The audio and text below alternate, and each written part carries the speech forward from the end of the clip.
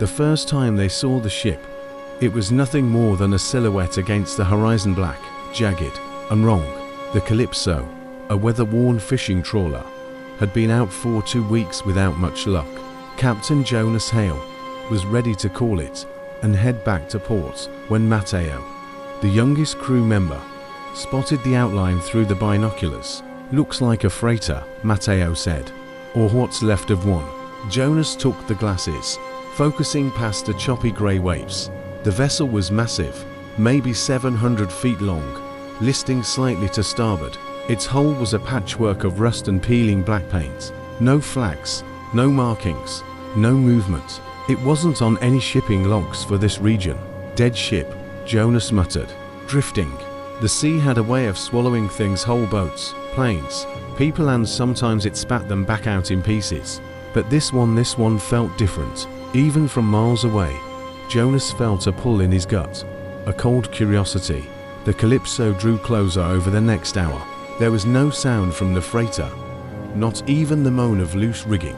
Its deck cranes hung frozen in place, their cables swaying in the breeze. The name on the bow had been scorched away by time or fire, leaving a dark smear where identity should have been.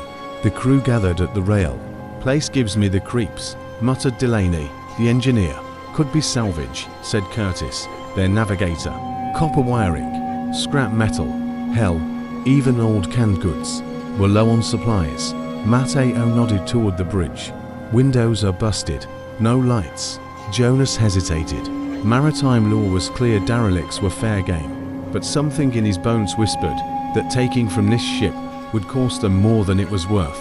Still, the Calypso had been weeks without a big haul. Fuel was running low.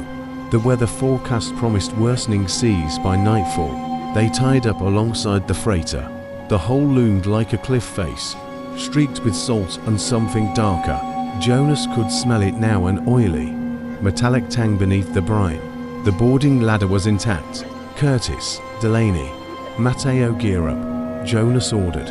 "Well, check the bridge and holds. Quick in, quick out." They climbed aboard. The deck was slick with algae. Pools of stagnant rainwater reflected a leaden sky. Rusted shipping containers lined the midship area. Doors chained shut. Jonas saw claw marks raked deep into the steel, long, deliberate gouges that could not have been made by machinery. No seabirds circled, no rats scurried.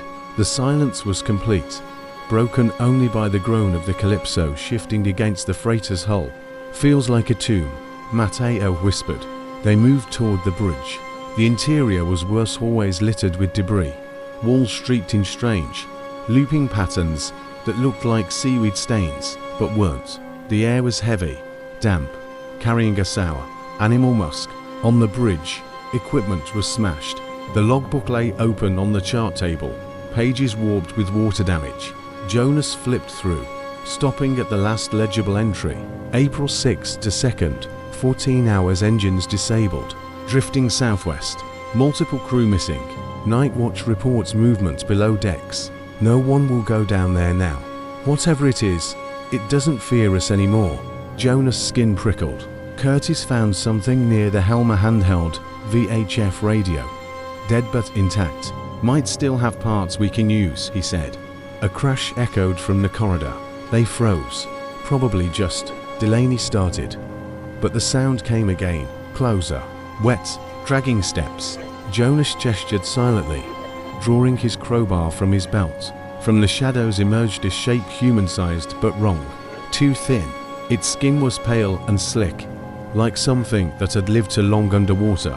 The face was a slack mask, eyes milky, mouth slack, but breathing in sharp, wet rasps. It tilted its head at them.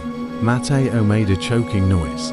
The thing moved fast. They fought their way back to the deck, Curtis slamming the crowbar into the thing's skull. It staggered, but didn't fall. More emerged from between the containers. 3, 4, all with that same pale, bloated flesh and empty gaze. They ran. Matteo made it down the ladder first. Curtis followed. Jonas turned to cover Delaney's retreat. One of the creatures lunged, teeth snapping inches from his arm. He shoved it back and scrambled over the rail. They cut the lines, engines roaring, The creatures crowded the freighter's rail, watching them drift away. None jumped, none made a sound. Only when the Calypso was 100 yards off did Jonas notice something in their eyes, not hunger, but patience, as though they knew he would come back. They didn't speak for nearly an hour after leaving the freighter behind. The only sounds aboard the Calypso were the low thrum of the diesel engines and the wind clawing at the wheelhouse. Matteo sat on a bench below deck, shaking. His knuckles were white around a chipped mug of coffee. Curtis kept glancing out the portholes, as if the freighter might appear on the horizon again. Delaney finally broke the silence. "We should have burned it." Jonas gave him a sharp look. "You want to set fire to a 100,000-ton steel coffin in the middle of the open sea? That's how you get the Coast Guard breathing down your neck." "That wasn't a ship," Delaney muttered. "Not anymore." By nightfall, the ocean had grown restless. Swells slapped against the hull, rattling every loose bolt. Jonas had Curtis take the helm, while he went below to check the bilge pumps. That's when he noticed the smell. It wasn't the usual diesel and salt stink. This was sweeter, heavier, like rotting kelp mixed with old blood. It seemed strongest near the stern. Jonas followed it to the equipment hold unstopped. There was water on the floor, black, viscous, coating the deck like oil. It slashed with the movement of the boat, but it wasn't leaking from any pipe. It was just there. "Captain," Matteo's voice came from behind. "We've got a problem topside." When Jonas emerged, Curtis was gripping the wheel hard enough to blanch his knuckles. "Thought I saw something," Curtis said. "Portside, in the water." Jonas peered into the dark. Rain had begun to fall, speckling the surface with silver bursts. At first he saw nothing, then, between the swells, a pale shape surfaced. Human, face up, eyes open. "Man overboard?" Jonas asked, but even as he said it, he knew the truth. The body floated with unnatural stillness. Then, with a whip-like movement, it rolled and vanished beneath the waves. "Get us clear," Jonas ordered, but the radar screen flickered. A ghostly blip appeared dead ahead. The Calypso was not alone. They spotted the lights half an hour later, dim, flickering, suspended in the mist like lanterns. Jonas' stomach sank. It was the freighter. Impossible. They had been moving away from it 4 hours at full speed, and yet here it was drifting toward them as if carried by an invisible tide. Matteo backed away from the rail. "It's following us." "No current could do that," Curtis said. The radio hissed suddenly, a burst of static that made them all flinch. Then a voice, low, garbled, almost whispering through the interference. "Come back inside." Jonas yanked the cord, killing the radio. They kept the engines at full throttle all night. The freighter faded into the mist and was gone. By dawn, they were exhausted but alive. Jonas gathered the crew in the galley. "We say nothing about what we saw. We get back to port, fuel up, and we leave this stretch of water behind." "Understood." Everyone nodded, though none looked convinced. But later that morning, when Matteo went to check the fishing gear, he didn't come back. They found him on the deck, staring over the stern into the wake. His lips moved soundlessly. "Matteo," Jonas called. Matteo turned. His eyes were milky white, and he smiled. Jonas froze. It was still Matteo's face, but the expression was wrong. His grin was stretched too wide, and his lips looked soft, as if the skin had loosened. "Back away from the rail," Jonas ordered. Matteo didn't move. His gaze stayed locked on the water, that horrible smile fixed in place. Then he whispered, "They're here." Before Jonas could react, Matteo pitched forward into the sea. "Man overboard." Curtis lunged for the rail, but Jonas grabbed him. "No," Jonas said. He jumped. "You go after him. You won't come back." They searched the waves anyway, but there was no sign of Matteo, not even a ripple where he'd gone under. That night, no one slept. Jonas took the first watch, pacing the wheelhouse with a thermos of black coffee. Every so often, he caught glimpses in the dark shapes just beneath the surface, keeping pace with the boat. By 03:00 hours, the rain had stopped. The ocean was slick and black, the sky overcast. That's when the sound came. It was a tapping, slow, deliberate, from below. Jonas went down to the engine room, the air thick with the smell of salt and oil. The tapping grew louder, echoing through the steel hull. He followed it to the aft bulkhead. The metal was cold under his palm, colder than it should have been. Then something tapped back from the other side. 3 times. Jonas stumbled away, heart hammering. At dawn, Delaney was missing. His bunk was empty, sheets damp and smelling faintly of brine. They found the hatch to the aft storage unlocked. Inside, water pooled ankle deep. The walls were streaked with black algae, glistening in the dim light. Curtis pointed at something floating in the corner. A boot, Delaney's boot. Jonas hauled it out and found the foot still inside. By midday, Curtis swore he saw Matteo again. On the bow, he insisted, clear as day. But when Jonas went to look, there was nothing. The engine began coughing around noon, losing power. Jonas and Curtis worked frantically to keep her running, but the OPMs kept dropping. Then Jonas noticed the bilge pumps were struggling. The water coming in wasn't from any leak, it was seeping through the hull itself, black and viscous like what he'd seen in the equipment hold earlier. It crawled up the walls, impulsing rivulets. Curtis wiped a hand across the steel and jerked back. It's warm. That night, the smell grew unbearable, salt, rot, and something faintly metallic. Jonas locked every hatch and told Curtis to keep watch while he tried to rest. He dreamt of the freighter, its corridors stretching endlessly, every wall covered in sweating, black growth. In the dream, he saw Matteo and Delaney ahead of him. They turned in unison. Their faces were gone, just slick, open skin where their features had been. He woke to the sound of footsteps in the galley. Jonas grabbed the crowbar and crept forward. The galley light was on. Curtis stood at the sink, back to Jonas, swaying slightly. Curtis turned. His eyes were glassy. Water dripped from his mouth, spilling down his chin in black strands. His skin sagged, pale and blistered as if boiled. They're waiting for you, Curtis rasped, and lunged. Jonas swung the crowbar. Curtis collapsed, body twitching, but as Jonas watched, the skin on his neck split open, and something slick and eel-like writhed free, vanishing into the shadows. Jonas didn't follow. By dawn, Jonas was alone. The radar showed nothing. The horizon was empty. But deep down, he knew they hadn't left him.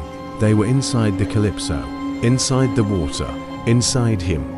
Jonas didn't remember falling asleep, but when he woke, the wheelhouse windows were awash in grey. The Calypso was adrift. The engines were silent. The compass spun slowly, like it was lost. Jonas checked the fuel gauges half full, so it wasn't that. He went to the engine room. The machinery sat cold and still, coated in a thin film of black moisture. It clung to his hands when he touched it. Slick but warm.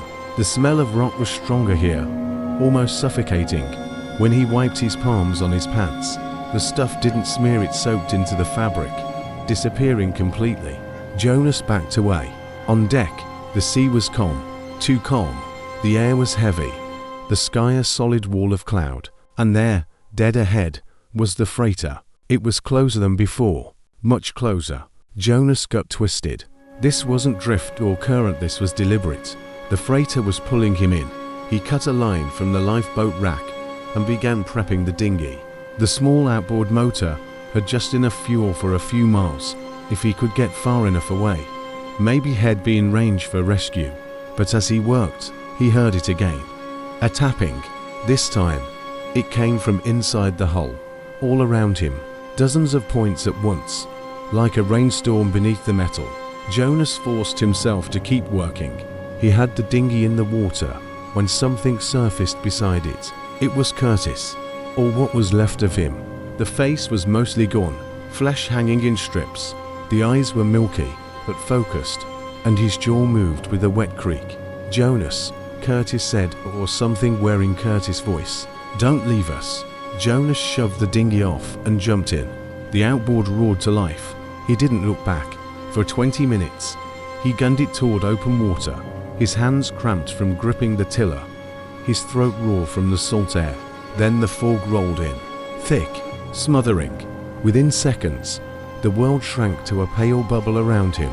He cut speed, straining to hear beyond the motor's buzz.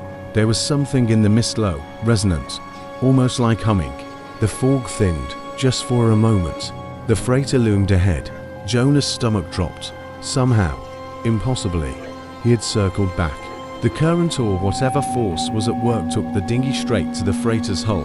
The motor sputtered and died. Jonas tried to row, but the oars felt like they were pushing through syrup.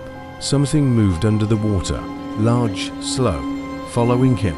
A shadow passed beneath the dinghy, so close it rocked him hard enough to nearly capsize.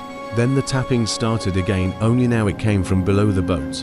Jonas looked down, through the black water. Dozens of pale faces stared up at him. All the faces he knew. Matteo, Delaney, Curtis, and Eleanor Hale, his mother. Dead 20 years. Their mouths opened in unison. Come back inside. The dinghy scraped against the freighter's hull.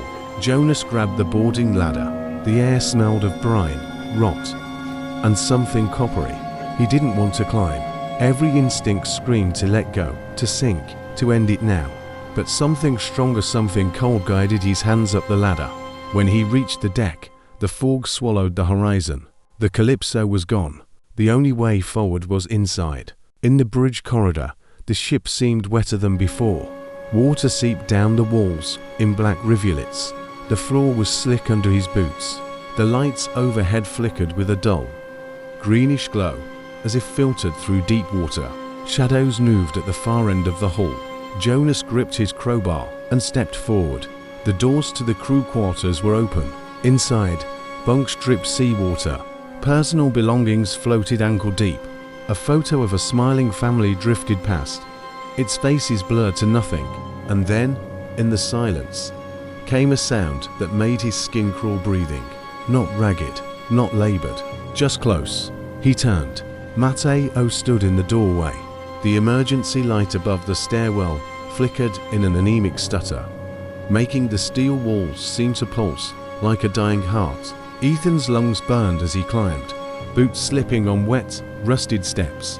Behind him, the thing was coming. It didn't run. It didn't need to. The sound it made wet dragging. A guttural rattle seemed to reach up through the narrow shaft, clawing at his spine. At the top, the hatch to the deck was swollen shut with salt and time. He slammed his shoulder against it once, twice on the third try. It gave way with a scream of metal, and cold rain burst in, stinging his face. The deck was chaos. Cargo containers split open like rib cages, nets flapping in the wind, shadows twisting with every lightning strike. And there it was, the ship's bridge, the only place left that might have a working distress transmitter. Ethan ran. Every breath felt like it tore his throat raw. Behind him, the dragging sound grew louder, closer. He reached the door to the bridge and pulled. It didn't budge. Another lightning flash illuminated the glass. Something was already inside. Captain Rourke, or what had been Captain Rourke. His eyes were hollow pits. His mouth stretched impossibly wide. Black water poured from it, pooling at his feet and snaking toward Ethan like tendrils. Ethan backed away. His heel caught on a frayed rope and he fell. The rope saved him. The wave of black water shot past where his head had been, hissing like acid when it hit the metal. Ethan scrambled up, ran for the nearest ladder, and climbed. The rain blurred everything, but he could see the ship's highest point, the foremast light. A perfect place for a flare. Lightning boomed overhead as he yanked the flare gun from his belt. His hands were shaking so hard, he almost dropped it. The thing climbed after him, not Rourke anymore, not human anymore. Its limbs bent wrong, its face melting in the rain, eyes multiplying across its skull. It was halfway up when Ethan fired. The flare screamed between them, exploding in a blossom of white-hot fire.